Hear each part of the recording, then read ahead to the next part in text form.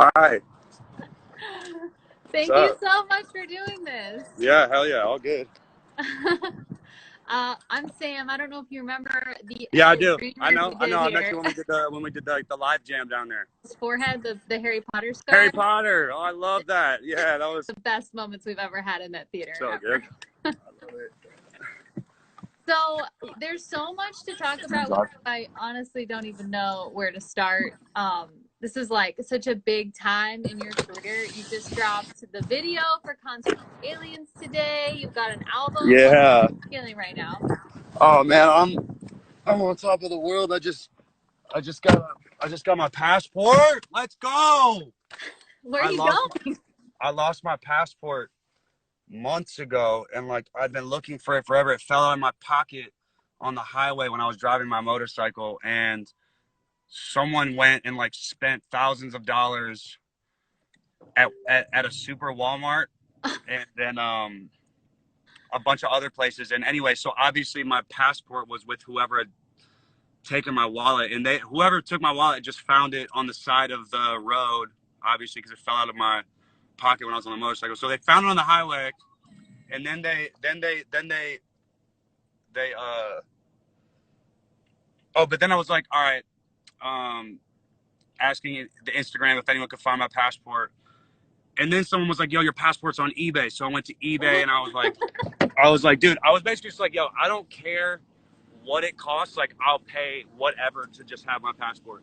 And so why did I get out the car? And so I called everybody. I called every top person that I know. Let's drive. What are we doing? Okay.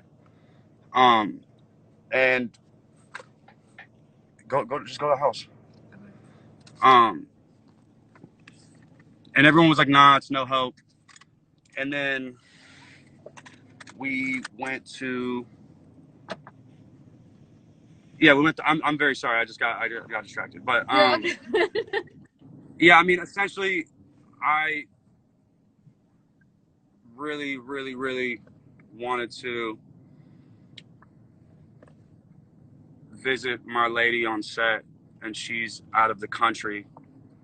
And so, Jesus Christ, yo, my fucking car is like a low car, dude. Well, that's awesome. I'm sure she will And so I appreciate needed to get to her, and I wasn't really taking no for an answer from the universe. So I was kind of just pulling out all the stops, and I achieved the goal, and I'm super stoked and happy right now. So where is that? Can you say where you're going? I don't know nothing, man. So I got to talk about the album real quick, and then I got a ton of questions I was going to try and rapid fire to you. But first, tickets to my downfall. We love Bloody Valentine. I mean, we were playing it like crazy. It sounds amazing on the station. Sick. Tell me just about like what this album means to you. I know it was was it a little delayed because of all this? Yeah, I mean, because ultimately I was like, I don't want people to not be in their cars riding around and listening to this as loud as possible with their friends. And like, I don't want, it just felt like an album that is meant to be, I don't know, it's kind of like the anti of what's happening right now. It's almost like a social album, you know? It's like, it's an album that's meant to bring people together and to make memories with. Like, that's how I really view this, was like, you know, we loved, for example, Blink-182 so much because when we hear it, we're like, oh, it reminds me of summer in 8th grade or something, or 6th grade or whatever. And so it takes you back to a place. And so you always want like music that's going to solidify moments in time for you. And like this album just has that feel. And I don't really want the moment that it solidifies in time to be the moments that you were like trapped on your couch in your house. So, I mean, I was happy. Everything works out how it was supposed to. Like, the universe is a magical place. And even yesterday when I was shooting the Ex's Best Friend video, there was a lot of crazy stuff going on. And then the sky ended up turning pink. Like, it was like God talking. Like, it was like a fire happened, which is obviously unfortunate and hurts my heart whenever the earth is burning. But it was wild because the sky wasn't like red or orange or yellow or any of that. It was literally tickets to my downfall pink. And I was just, and this was after a really gnarly day of something that I'm sure I'll talk about whenever the video is about to come out. But it was gnarly, and it was almost looking like the video wasn't even going to get made. And to end the day with that pink sky was like mind blowing. You know, it seems like there's some special energy around the project, so I just believe in whatever is happening. Like however it's unfolding, I believe in it. I think there's some special energy just about you because, I mean, even though it's been such a crazy year, like for everybody, it seems like things are just aligning for you in all the right ways. I mean, you've got another movie coming out tomorrow. I mean, there's so many good things happening for you, and we're just glad to be a part of it. Thank you so much. I mean, I don't want to essentially say I have another movie coming out tomorrow because I just pop in and out. I'm in and out. It's my friend's film. It's really about Jamie and Dominic. My friends just do cool stuff and they invite me to be a part of it. So I don't want people to think I'm like a huge part of the movie. But as far as the other stuff goes and like feeling like things are aligning, I do believe that for the first time ever in my life, my heart chakra is like fully open to everything coming to me, and I'm not blocking it with like the things I was before. And then I'm also going with my gut. Like everything would take us to my downfall. Like I know my fans can feel it. Like the label doesn't have shit to do with it.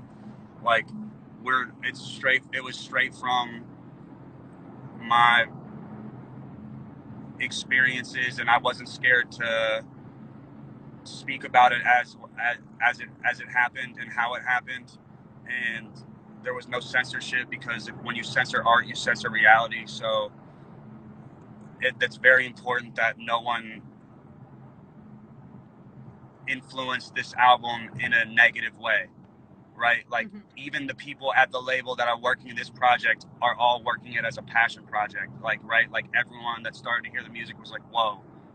Like I don't know how pop punk streams anymore. Like I don't know if it streams at all, but like it does. This is what we want to hear, and like this is what the world should hear. And they got behind it, and that energy has traveled through the I don't know all the apps that we use, because I just logged on to my Spotify page to check out to see like what, you know, if anyone's listened to any of the songs. And I'm like 30 million views in like a month on Bloody Valentine, or, you know, 10 million views on Ex's Best Friends in 4 or 5 days. It's like, this is pop punk we're talking about. That's crazy. Yeah. Like, this is like, we need it back. We missed it. Like there was nobody filling the void for a while. And like, and then you like the reaction is so immediate. The video on YouTube like immediately went #1. And you got the VMA nomination, which is amazing. I know, I'm really stoked on that. It felt like there is like a never too late. Because for me, I've been in the game for 10 years watching VMAs slip by me every year, you know, and I was eventually just getting to the point where I was like, man, maybe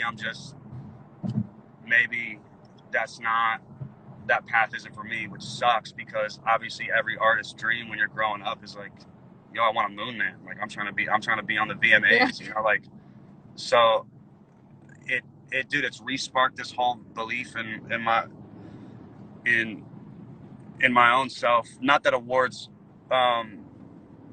make or break an artist at all, nor should they certify or solidify how you feel about your own self. I guess I'm just saying I'm usually pretty good about making my dreams come to reality, so I believe in magic, because none of this was supposed to happen for me. It was written, and like I just did the right formula to end up with whatever the result of this spell is, which is pretty insane. So my point was that when I was looking at the VMA noms all these years, I'm like, this is so weird, because in my head I've seen me getting a VMA before. Like how, but and everything else that I was seeing, it was happening. You know, I was like, I'm gonna blow up as a rapper. Blew up. I'm gonna get a record deal with, you know, got a record deal. You know, me and my boys are gonna fly on private jets and go see the world. Did that. One day I'm gonna have a crowd of people that knows all the lyrics to my songs, did that. One day I'm gonna form a movement that, you know, shakes the world up, did that. Then, you know, I was sitting there like all these things, or like I'm a collaborate with these artists because I grew up idolizing them, and I would collaborate with those artists. So now I'm like, well, the VMA thing didn't happen though, and I always saw that happening. So like, is magic not real? Mm-hmm. Because it's, you don't want to believe that the rest of these thoughts come true, but this one thing, you know, and then it wasn't panning out. So I was like, man, maybe magic isn't real. And then out of nowhere, the VMA comes 10 years later, and it's like, oh my God, it was real. And it's so inspiring because something that you realize that you really can see your future and create your own reality. Because these were all things that I'd seen happening. And I knew I was going to make a pop punk album when I was 11 years old. People keep acting like this new. It's like, I was 11 years old writing a pop punk album. It just sucked back then. It's great now. It's great.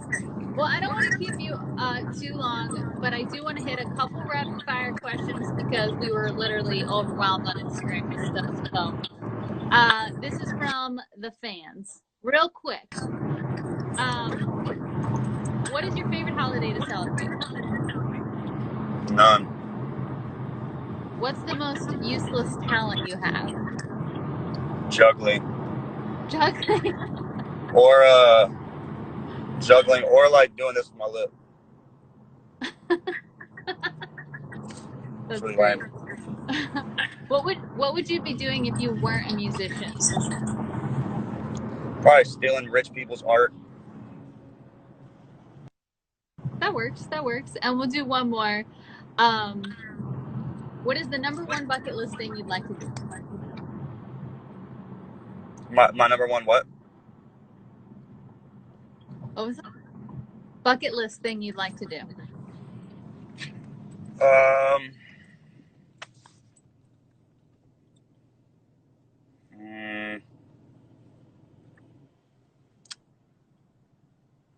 Whoa, I've like checked off so many bucket lists.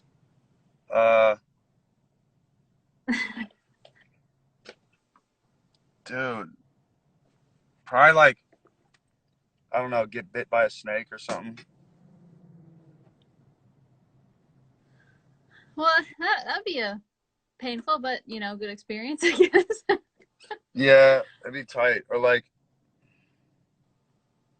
yeah, I mean, bucket list isn't always like, to me, isn't always like easy and joyous and painless. So like sometimes bucket list stuff is like, you just want to feel. It's like when I'm 80 years old or whenever I'm on my deathbed, it's like I gotta smoke crack at least once, see what all the fucking hype was about. So it's like the same with just we're always so scared of these things. I gotta feel what makes people so scared of them. True. Well, thank you so much for hanging out with us. This was the coolest thing ever. And whenever we can do shows again, we're definitely having you back in Tampa. Yeah, for sure.